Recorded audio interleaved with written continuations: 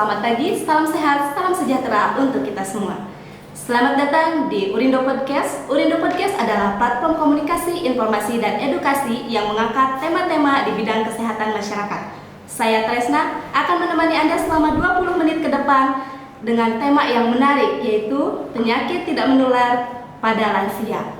Ya, kami bersama dengan narasumber yang luar biasa keren, masih muda, energik, dan tentunya sayang lansia. Baiklah, kami akan hadirkan Dr. Sukma Aditya Putra. Beliau adalah pengelola program penyakit tidak menular Sudinkes Jakarta Timur. Halo dokter. Halo, apa kabar? Ya, apa kabar dok? Alhamdulillah baik. Putra Tresna apa kabar? Alhamdulillah baik. Semoga kita semua selalu diberikan kesehatan. Amin. Dan sahabat di rumah juga tentunya selalu berada dalam keadaan yang sehat. Amin, amin ya. Oke dok, berbicara tentang penyakit tidak menular pada lansia, itu kondisinya di Indonesia sendiri seperti apa sih dok? Lanjut. Dok, berbicara tentang penyakit tidak menular ini seperti apa sih kondisinya? Seperti yang kita ketahui bahwa di era digital ini segalanya serba mudah. Makan mudah, apa-apa online, haus online, lapar online. Nah, apakah itu mempengaruhi penyakit tidak menular di Indonesia, dok? Ya, secara umum ya jadi itu ya, perkembangan digital, perkembangan teknologi itu pasti juga akan berpengaruh ya dengan kesehatan. Ya. Gitu. Nah, kita tahu bersama semuanya sekarang sudah serba online gitu kan, serba mudah. Jadi apa? Kita sekarang jadi generasi mager nih, ya kan, malas gerak. Nah, karena generasi mager ini dampaknya adalah salah satunya ke kesehatan adalah penyakit tidak menular. Ya. Jadi memang peningkatannya luar biasa gitu. Nah, yang perlu kita tahu bahwa memang penyakit tidak menular ini menjadi salah satu beban ya, salah satu beban dari beban penyakit di negara kita. Ya sebetulnya sekarang kita itu nggak hanya penyakit tidak menular ya, jadi kita tuh sebetulnya sekarang triple burden disease ya. Apa dok, boleh diulang? Triple burden disease. Okay. Nah, jadi ada 3 beban penyakit Yeah. atau tantangan kesehatan, penyakit kesehatan yang nanti kita harus fokus gitu ya. Nah, itu yang pertama adalah pasti penyakit menular gitu kan. Terus selanjutnya ada penyakit tidak menular gitu kan. Nah, yang terakhir adalah penyakit yang sebelumnya ada gitu kan, sebelumnya ada terus tidak ada gitu kan, terus sekarang ada lagi gitu. Contoh seperti polio nih yang baru-baru ini gitu ya, maupun penyakit lain. Nah, cuma kan memang kita topiknya pada hari ini kita bahas penyakit tidak menular ya. Nah, penyakit tidak menular itu sebetulnya di Indonesia ya, di Indonesia itu sangat-sangat tinggi ya. Penyakit tidak menular di Indonesia itu merupakan penyebab kematian nomor satu di Indonesia, bayangkan ya. Dan kalau sedunia itu dia per tahun itu 36 juta per tahun kematian ya akibat penyakit tidak menular gitu. Jadi sangat-sangat sebetulnya mengkhawatirkan ya, cuman banyak yang nggak sadar gitu. Anggaran pun besar gitu. Iya, di Indonesia itu anggaran itu ya, BPJS itu menyedot sampai 10 sampai 14 triliun per tahun. Bayangkan.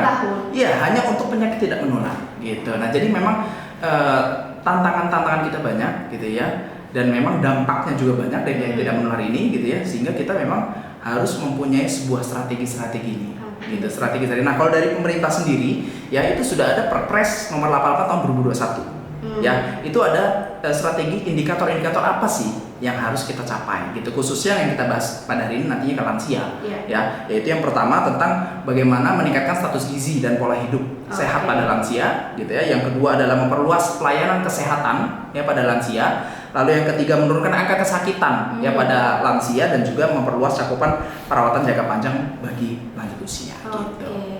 Dan tadi kan kita membahas tentang penyakit tidak menular ya. Sedangkan sahabat sehat di rumah tahu gak sih apa itu penyakit tidak menular? Nah, tolong dijelaskan dok biar sahabat di rumah mengetahui itu. Baik, penyakit tidak menular intinya kan pastinya penyakit selain yang menular gitu kan. Nah, jadi memang dia tidak ada penularan secara langsung ya, ataupun tidak langsung, misalnya melalui media lain, melalui udara dan lain, atau melalui hewan, melalui vektor seperti DBD dan lain, itu nggak ada.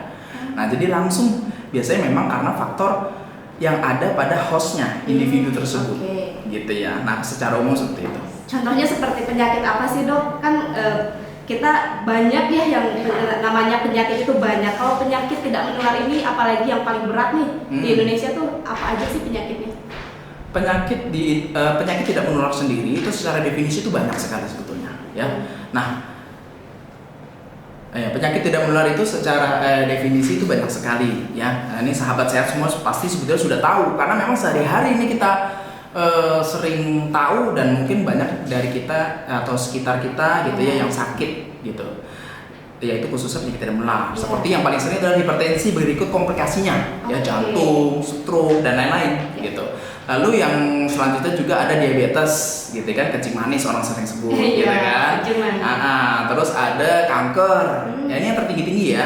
Lalu ada penyakit ginjal, biasanya udah gagal ginjal kronis. Ya begitu juga penyakit paru obstruksi kronis. Nah, itu yang paling sering tuh gitu. Kan kalau misalnya penyakit tidak menular ini identik sekali dengan lansia ya dok ya. Ini hubungannya tuh seperti apa sih penyakit tidak menular dengan lansia tuh? Lanjut usia kita tahu bersama ya secara definisi adalah kan yang berumur 60 tahun ke atas. Nah kita tahu bersama kalau kita penuaan ya 60 tahun ke atas itu sudah terjadi penurunan fungsi gitu ya. Dan maupun juga baik dari segi organ-organ gitu ya maupun fungsi secara umum. Nah inilah yang menyebabkan lansia beresiko tinggi ya beresiko tinggi untuk terkena penyakit tidak menular gitu ya karena faktor-faktor secara umumnya itu belum ditambah memang perilaku hidup dia dari mulai muda ya sampai dia penuaan. Nah itu juga pasti akan berpengaruh baik secara langsung maupun tidak langsung. Gitu. Tapi faktor risiko yang paling yang paling memicu lansia terkena penyakit tidak menular itu apa sih dok?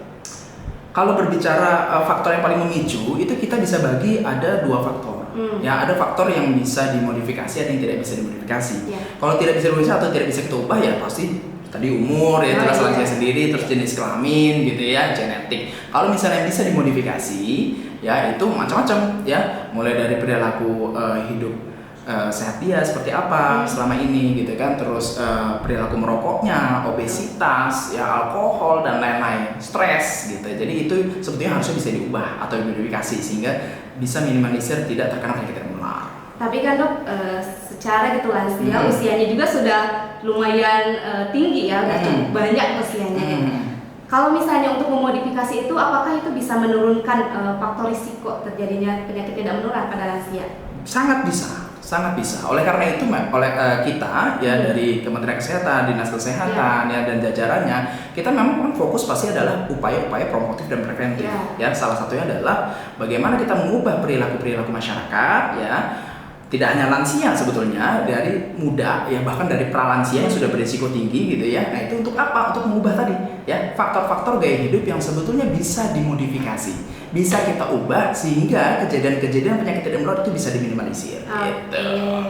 Nah terkait gejala nih dok nih, gejala yang umum lah, gejala yang umum pada penyakit tidak menular itu terlebih pada lansia ya seperti apa? Coba dong dok biar sahabat di rumah pada mengetahui. Baik, kalau misal berbicara gejala, karena penyakit tidak menular itu sangat banyak gitu ya, kita harus spesifik langsung ke penyakitnya. Saya ambil contoh mungkin tiga terbesar aja, yang paling sering gitu di hidup saya. Contoh yang pertama adalah dari diabetes, kencing manis. Kencing manis itu prinsipnya adalah 3 poli, ya. Ada polifagi, poliuri, polidipsi. Ya, apa itu artinya? Ya polifagi itu biasa banyak makan. Ternyata kita seringnya ngemil ya. Nah, itu harus hati-hati. Harus hati, bisa berisiko, belum tentu ya. Tapi berisiko itu indikator yang pertama. Baru pertama. Yang kedua adalah ada juga polidipsi. Dipsi itu adalah kerjaannya minum, bawanya aus gitu ya. Padahal dia aktivitas biasa aja di kantor di AC gitu ya. Terus ada juga poliuri ya, kebiasaan pipis gitu ya, terus beser tuh orang bilangnya sampai ganggu tidur segala macam. Nah ini yang salah satu kalau misalnya ada 3 hal ini ditambah mungkin ada penurunan berat badan, ditambah memang cek gula juga tinggi, harus hati-hati. Oleh karena itu ada pentingnya kita deteksi dini. Sekarang kan sudah ada tuh ya, kita sudah ada UKBM kan, upaya kesehatan bersumber daya masyarakat yang bentuknya ada posyandu ya, ada posbindu PTN, posyandu lansia itu sudah terintegrasi sekarang gitu. Jadi sahabat sehat bisa tuh ya cek sekarang ya, nggak harus nunggu lansia, cek dari muda ya supaya bisa kita deteksi dini gitu. Oke, itu baru satu tadi yang ditanyakan gejalanya, sedangkan gejala yang tadi yang tinggi ada berapa? Yang tinggi, tadi kan baru diabetes, ada juga dia hipertensi.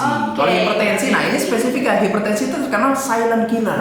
Silent killer tuh gimana sih dok? Saya sering banget mendengar silent killer tuh seperti apa maksudnya? Nah silent killer itu adalah pembunuh senyap. Kenapa disebut pembunuh senyap? Nah karena tadi gejalanya nggak jelas, nggak kelihatan, ya tiba-tiba oh saya biasa aja 150 misalnya, pernah ngecek kan 150 biasa.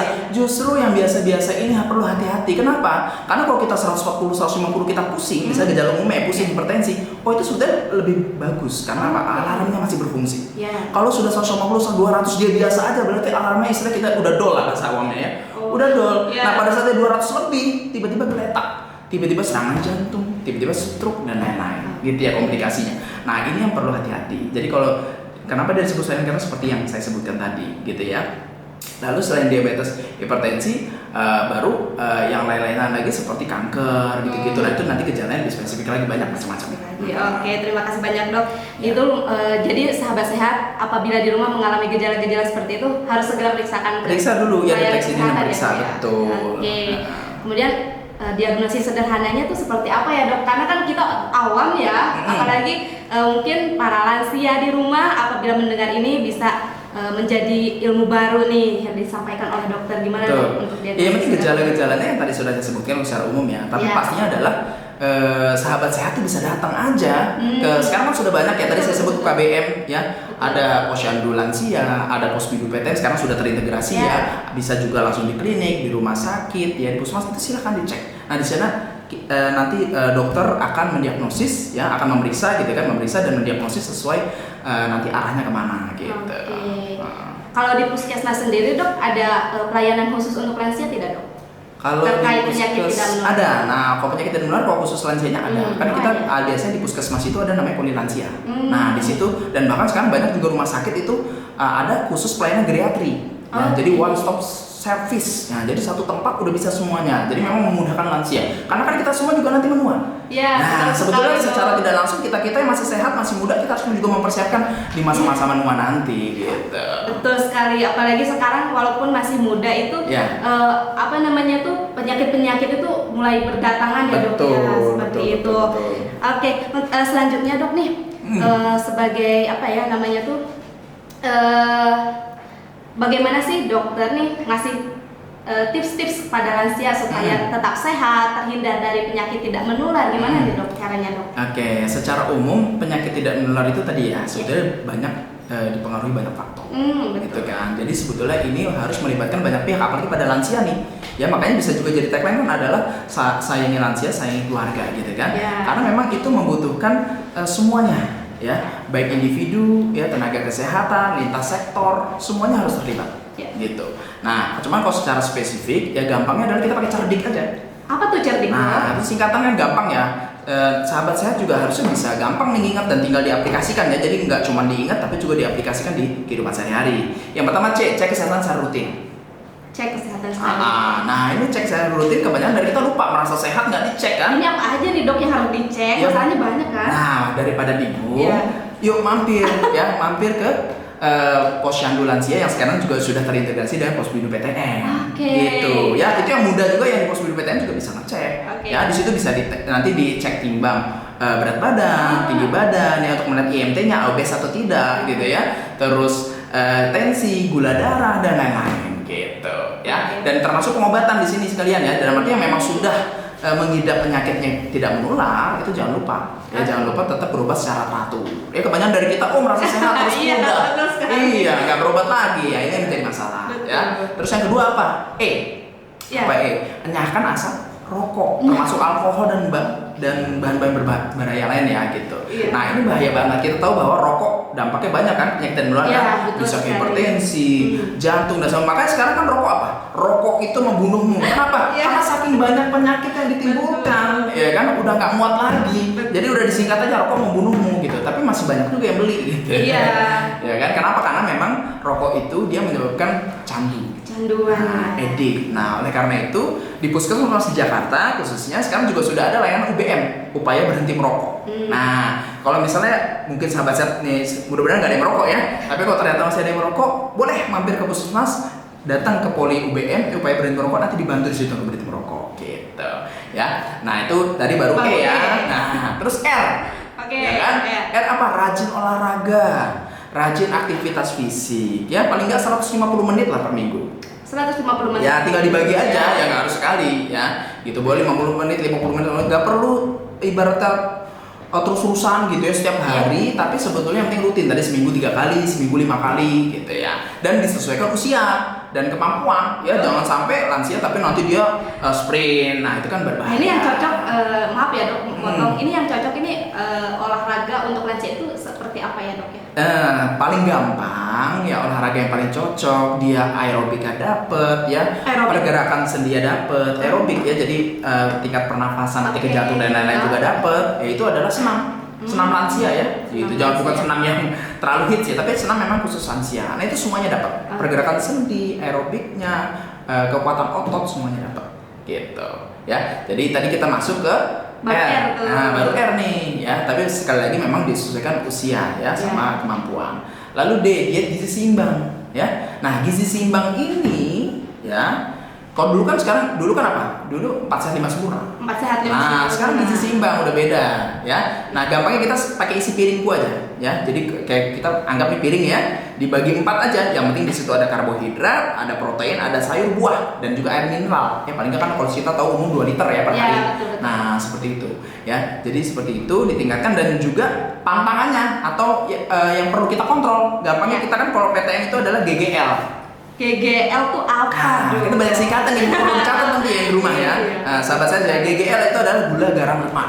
Gula, garam. Nah, gula itu berapa? Nah, kan ini rumusnya adalah 415. Jadi GGL 415. Banyak rumus ternyata ya. Nah, iya, ini matematika juga kita.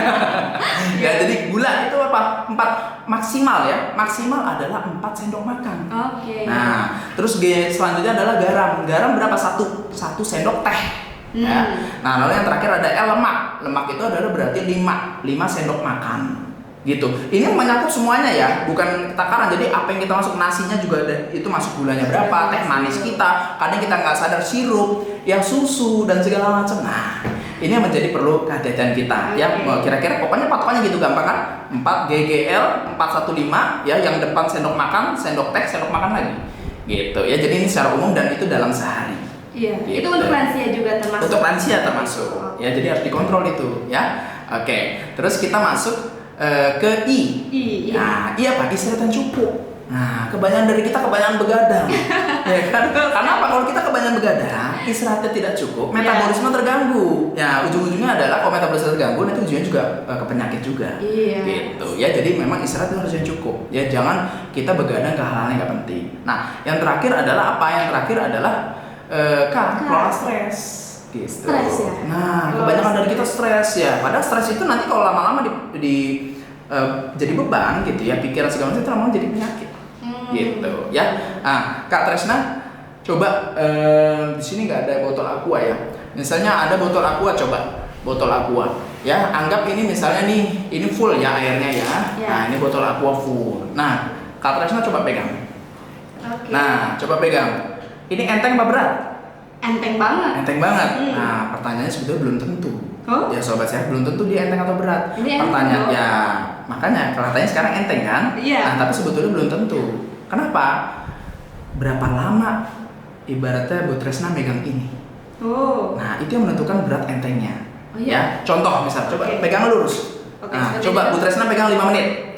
Gimana rasanya kira-kira? Mulai gitu ya, mulai kayak gemeteran. Nah, pegang 15 menit akan kram. 1 jam udah gemeteran, udah gak kuat. Ya sehari lumpuh. Nah, ini sama seperti kita analogin seperti masalah.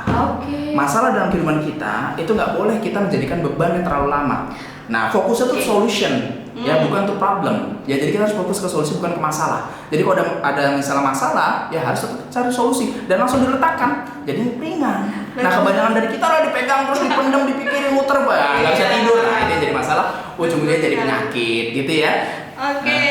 Ya betul sekali ya sahabat sehat di rumah, seperti itu. Jadi untuk yang terakhir nih dok ya, untuk closing statementnya, ada gak sih pesan yang akan dimunculkan untuk para sahabat sehat di rumah, termasuk khususnya untuk lansia di rumah? Baik, ini saya sebetulnya sudah menyiapkan nih, ada contekan dikit ya, nggak apa-apa ya.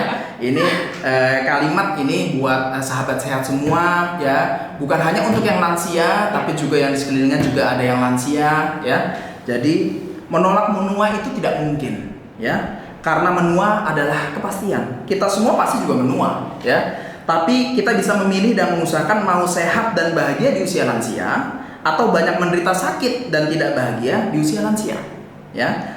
Yuk kita implementasikan cerdik, ya tadi yang sudah saya sebutkan, dan juga PHBS, perilaku hidup bersih dan sehat dalam kehidupan sehari-hari. Ya, yuk kita saingi lansia, itu berarti kita saingi keluarga kita.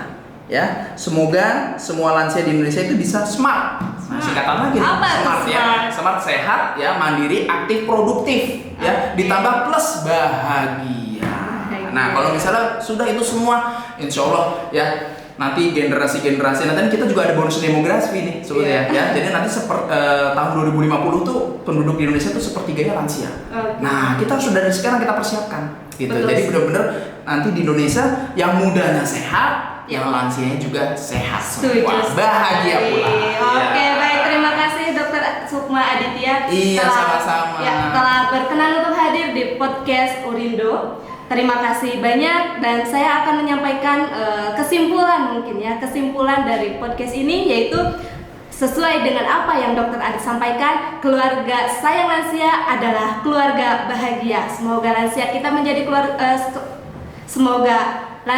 menjadi lansia yang smart, sehat, mandiri, aktif, produktif, dan bermartabat. Kami ucapkan terima kasih bersama Restati Raih Prestasi. Assalamualaikum warahmatullahi wabarakatuh. Waalaikumsalam.